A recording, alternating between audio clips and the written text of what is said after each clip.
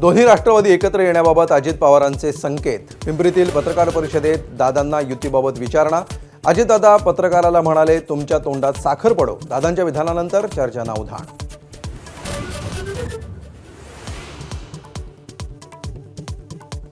उपमुख्यमंत्री अजित पवारांचा भाजपवर हल्लाबोल। भाजपची राक्षसी भूक, हफ्तेखोरी सुरू असल्याचा अजित पवारांचा गंभीर आरोप।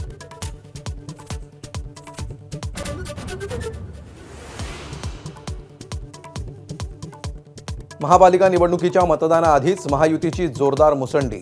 महायुतीचे तब्बल 64 उमेदवार बिनविरोध। भाजपचे सर्वाधिक 44, शिंदे सेनेचे 18 तर राष्ट्रवादीचे 2 उमेदवार विजयी।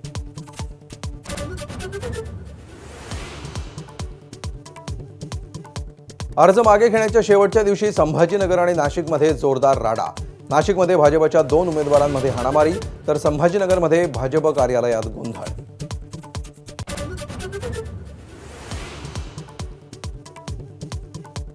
मुंबईत बंडखोरी रोखण्यात शिवसेना भाजपला मोठं यश।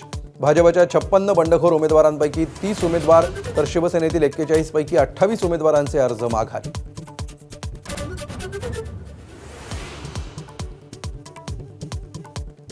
मुंबईत 700 चौरस फूट घरांना प्रॉपर्टी टॅक्स माफ करणार। जाहीरनामे आधीच ठाकरे बंधूंची मोठी घोषणा।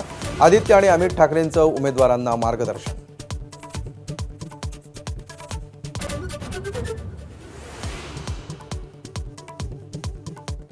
विधानसभा अध्यक्ष राहुल नार्वेकरांनी धमकावल्याचा हरिभाऊ राठोडांचा आरोप। पोलीस संरक्षण काढण्याचे आदेश देतानाच नार्वेकरांचा व्हिडिओ व्हायरल।